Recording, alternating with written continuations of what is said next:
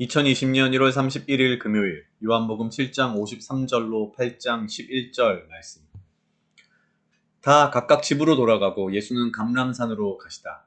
아침에 다시 성전으로 들어오시니 백성이 다 나아오는지라 앉으사 그들을 가르치시더니 서기관과 바리새인들이 음행 중에 잡힌 여자를 끌고 와서 가운데 세우고 예수께 말하되 선생이여 이 여자가 간음하다가 현장에서 잡혔나이다. 모세는 율법에 이러한 여자들을 돌로 치라 명하였거니와 선생은 어떻게 말하겠나이까. 그들이 이렇게 말하면 고발할 조건을 얻고자 하여 예수를 시험함이로라. 예수께서 몸을 굽히사 손가락으로 땅에 쓰시니 그들이 묻기를 마지 아니하는지라. 이에 일어나 이르시되 너희 중에 죄 없는 자가 먼저 돌로 치라 하시고 다시 몸을 굽혀 손가락으로 땅에 쓰시니 그들이 이 말씀을 듣고 양심의 가책을 느껴 어른으로 시작하여 젊은이까지 하나씩 하나씩 나가고 오직 예수와 그 가운데 섰는 여자만 남았더라.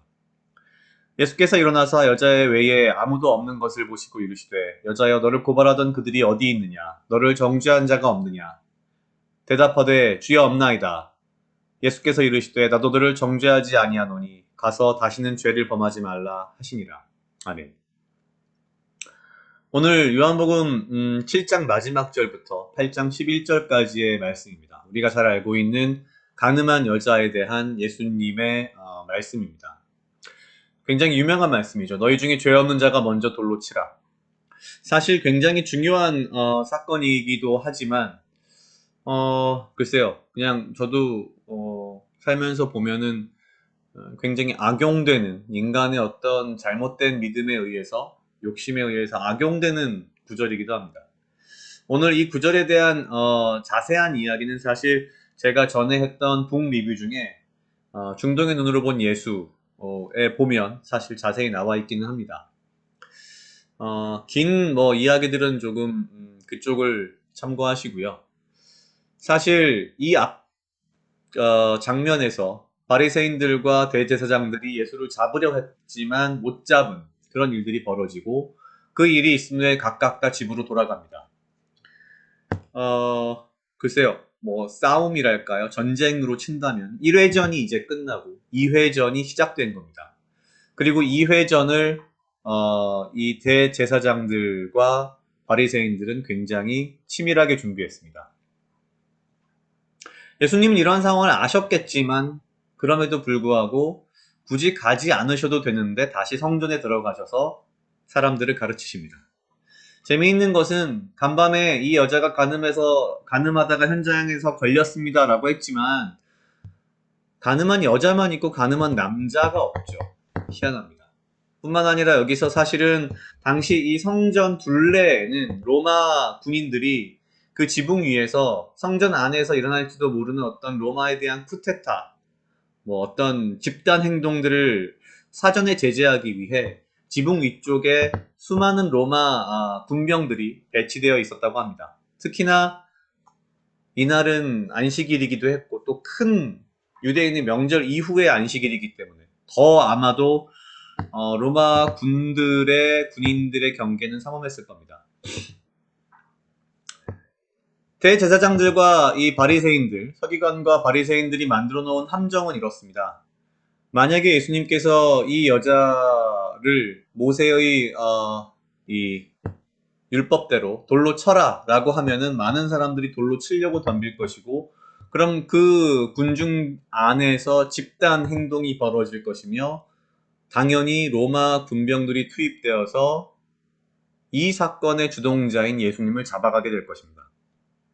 그런데 거꾸로 만약에 예수님께서 우리가 율법은 이렇지만 모세의 율법은 이렇지만 로마의 지배를 받고 있기 때문에 율법으로 이 사람을 쳐 죽이면 로마의 법에 위배가 되니 로마의 지배를 벗어날 때까지는 모세의 율법을 따르지 맙시다 라고 말을 하면 아마도 군중들은 당연히 예수님의 어떤 그 진실성, 종교적 진실성을 의심하고 인기가 떨어질 겁니다. 그걸 기대했던 거죠. 서기관과 바리새인들이.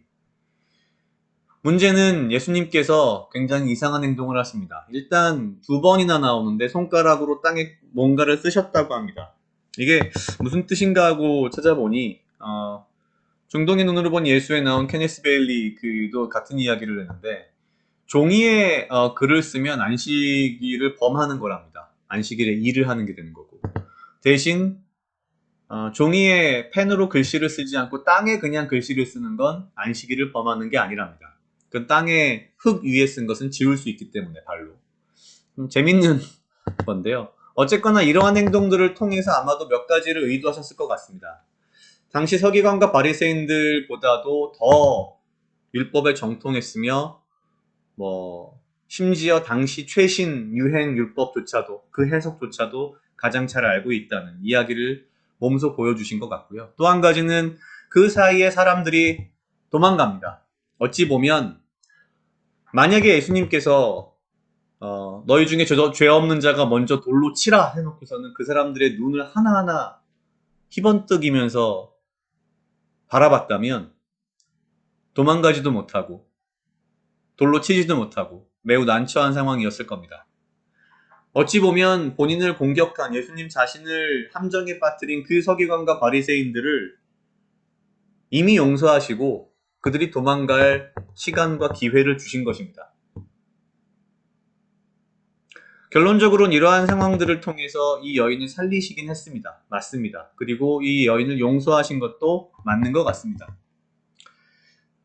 단순히 여인이 돌로 맞아 죽을 상황에서 살아났다라는 것보다 오히려 케네스 베일리도 비슷한 이야기를 했지만 사실 이 여자가 받아야 할 정죄, 모세의 율법에 따르면 돌에 맞아 죽어야 하는 그 죄값을 이 여인에 대한 죄에 대한 증오와 미움을 이 상황은 결국 예수님이 스스로가 다 뒤집어 쓰신 상황이 됐습니다. 아마도 서기관과 바리새인들은 부끄러움에 이 자리를 뜨긴 떴지만 그 여인의 죄에 대한 미움과 증오를 아마도 자연스럽게 예수님에게 옮겨서 예수님을 더욱 증오하고 미워했을 것입니다. 결국 예수님은 본인이 스스로 나서서 용서하시고 또한 동시에 본인이 죄값을 기꺼이 스스로 치르시는, 대속하시는 모습을 보여주십니다. 사실 예수님이니까 가능하지 않나라는 생각도 들고요. 오늘 말씀을 통해서 제 자신에게 주시는 사실 어떤 뭐랄까요? 예수님의 음성은 내가 용서한 것처럼 너도 용서해라 라는 말씀을 저에게 주시는 것 같습니다.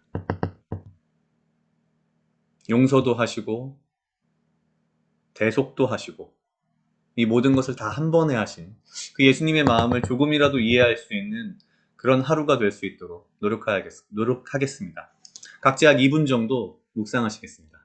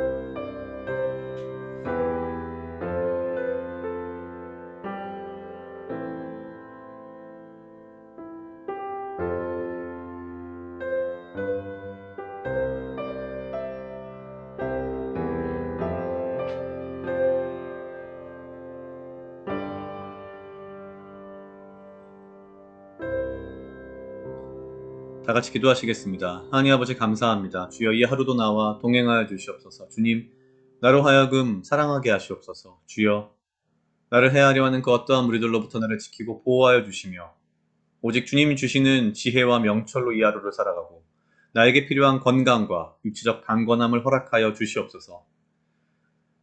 주께서 용서하셨듯이 나도 또한 용서하며 주께서 사랑하셨듯이 나 또한 사랑할 수 있는 이 하루의 삶을 또한 살아갈 수 있게 인도하여 주시옵소서. 감사합니다. 이 모든 말씀 예수님 이름으로 기도드렸습니다. 아멘.